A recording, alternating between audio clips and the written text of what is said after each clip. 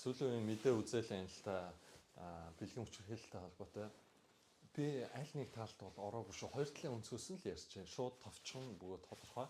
Яг хоо энэ талаараа сайн судлаад YouTube хуудсан дээр бүр судалгаатай уртхан шиг бичлэг оруулна.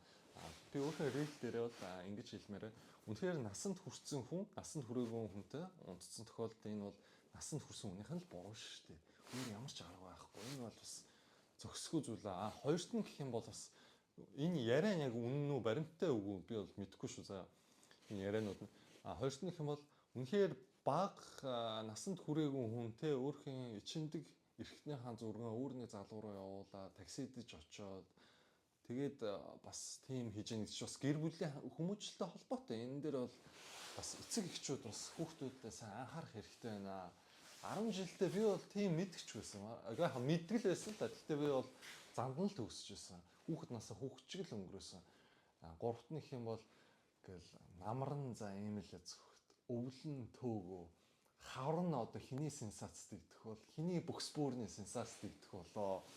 За Монголын олонний танил ирэх хүмүүс маань тэгээ болгоомжтой байцгаана үстэй одоо улс төрийн PR-ыг дарах гал одоо нэгнийх нь бүкс бөөрийнх нь асуудлыг дэлгэж гаргах юм. За ямар тач монголчууд маань олон дид сайттай болчлоо 35 дид сайд нэмэгдчихлээ. Бас л нэг хэдэн хоолны савлууд л гэж харж штэ 126 гишүүн болоо нэмэгдсэн. Тэгээ Монгол сайжирсан юм юу байгаа юм бэ? Үнэхээр эсвэл тайлан тооцсон. Би эсвэл буруу бодоод байна. Та бүхэн юу гэж бодож байна? Олон гишүүнтэй байх. Тэгэл татвар төлөвчлөө одоо бүх зардлуудыг төлж байгаа шүү